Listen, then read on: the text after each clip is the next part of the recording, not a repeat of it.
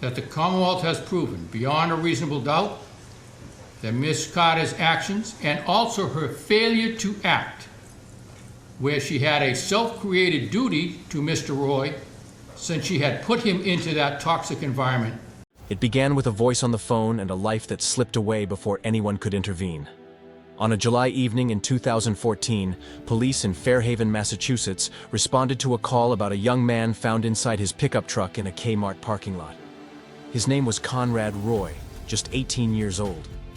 When first responders opened the door, the scene was haunting. Conrad had lost his life to carbon monoxide poisoning. At first glance, it seemed like another tragic suicide. But hidden in his phone, tucked inside his text messages, was a story that would ignite national outrage, split families, and change how the law viewed words themselves. The messages revealed a second presence in the tragedy. Michelle Carter, Conrad's 17-year-old girlfriend. At the center of hundreds of texts, she appeared as both confidant and encourager, a voice that guided Conrad toward his death instead of away from it. This wasn't just a story of loss. It became a question. Can words alone kill? And if they can, what punishment should follow? Conrad Roy was not a stranger to despair. His friends described him as shy, intelligent, but deeply anxious. He had battled depression, survived past attempts at taking his own life, and was prescribed antidepressants. Behind the smile he sometimes wore was a young man struggling with demons he rarely spoke about openly. On the other end of his world was Michelle Carter, a girl from Plainville, Massachusetts. Blonde, petite, and outwardly unremarkable, Michelle lived what appeared to be a typical suburban teenage life. But inside her phone, she carried a desperation of her own, the need to be needed, the need to matter. The two had met in 2012 while on vacation in Florida. They lived about 35 miles apart back in Massachusetts and mostly communicated by text. In fact, although they called each other boyfriend and girlfriend, they met in person only a handful of times. Their relationship existed almost entirely in words. Messages, calls, confessions spilling into glowing screens late at night. For Michelle, those exchanges became her lifeline. For Conrad, they became a mirror of his darkest thoughts. The messages started out tender, teenagers finding solace in each other's loneliness. But as Conrad's mental state worsened, the tone shifted. He wrote about ending his life. And instead of steering him toward help, Michelle did something that shocked the world. She encouraged him. Again and again, she told him to follow through, to stop hesitating, to just do it. In one message, she wrote, "You keep pushing it off, and you say you'll do it, but you never do. You just need to do it, Conrad." Tonight, it was chilling, stark, and unlike what anyone expected from a girlfriend. Prosecutors later said those words were not passive. They were active participation in a crime. On July 12, 2014, Conrad spent the day with his mother and sisters. They had ice cream, shared small talk, and he even helped his mother with chores. Nothing suggested that by nightfall, he would be gone. But Michelle knew. In fact, throughout the day, she texted him, nudging him, reminding him that this was the night. She wrote, "When are you going to do it? Stop putting it off.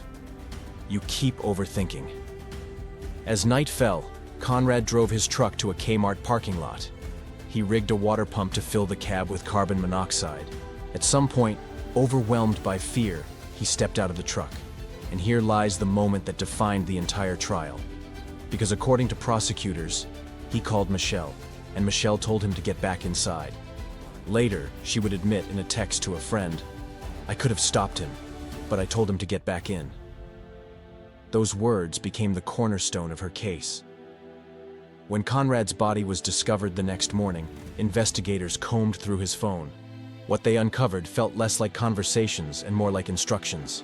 Michelle had not only encouraged him, she had planned it with him, mapped it out, insisted he stop stalling. Her texts read like commands. "The time is right now. You're ready and prepared." News of the texts spread quickly. To some, Michelle was a cold manipulator, pushing a fragile boy to his death. To others, she was a troubled teen herself, caught up in a toxic dynamic, someone who needed help, not prison. But in February 2015, a grand jury indicted her for involuntary manslaughter. The trial, held in 2017, was unlike any other. For the first time, a court was asked to decide if words, without weapons, without physical presence, could constitute killing. Michelle waived her right to a jury, leaving the decision solely to Judge Lawrence Moniz. The courtroom became a theater of grief, psychology, and morality. Prosecutors painted Michelle as obsessed with attention. They argued that she wanted to be the grieving girlfriend, the center of a tragedy, and that she pressured Conrad so she could finally play that role. They showed texts where she rehearsed what she would say after his death. Messages like, "I'm going to be known as the girl who lost her boyfriend to suicide." To them, this wasn't a mistake. It was a calculated push. The defense countered that Michelle was herself fragile, battling an eating disorder, depression, and social rejection. They said she truly believed she was helping Conrad, that she thought supporting his wish to die was an act of love, not cruelty. Her attorney, Joseph Cataldo, argued, this was his decision. His death is his own doing, not Michelle Carter's. As the trial unfolded, the courtroom saw friends, experts, and family members testify. Conrad's mother, Lynn Roy, broke down as she described finding out about her son's death, her voice trembling as she recalled his potential, his smile, his struggles. For the prosecution, it was a reminder that behind the texts was a real life, a boy who could have been saved. But the most haunting moments came from the texts themselves. Prosecutors read them aloud, word for word. Messages like, "You're finally going to be happy in heaven. No more pain." They were Michelle's words, preserved in digital ink, undeniable and chilling. When it came time for closing arguments, the weight of the case fell on the judge's shoulders. In a hushed courtroom, Judge Moniz delivered his verdict. On the indictment charging you with the involuntary manslaughter of the person Conrad Roy III. This court further finds that the Commonwealth has proven beyond a reasonable doubt that you are a youthful offender and you... His words would echo across the country. She instructed him to get back into the truck, knowing it was a toxic environment, and he did. This court finds that instructing Mr. Roy to get back in the truck constituted wanton and reckless conduct. Michelle Carter was found guilty of involuntary manslaughter. She was later sentenced to 2.5 years in prison, with 15 months to serve. To some, it was too light. To others, it was too much. But either way, the message was clear. Words can kill, and in this case, they did. Michelle reported to jail in February 2019, serving 11 months before being released early for good behavior. Today, she walks free, but the shadow of her actions will never leave her. The case sparked national debate about mental health, responsibility, and the power of digital communication. Can encouragement to self-destruction ever be criminal? Or is it a tragic consequence of free speech? The law may have answered, but the public still wrestles with it. In the end, 2 young lives were destroyed. Conrad Roy, a boy who longed for peace, will never grow older.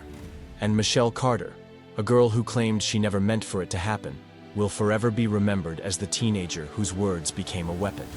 What lingers most are not the verdicts or the legal definitions.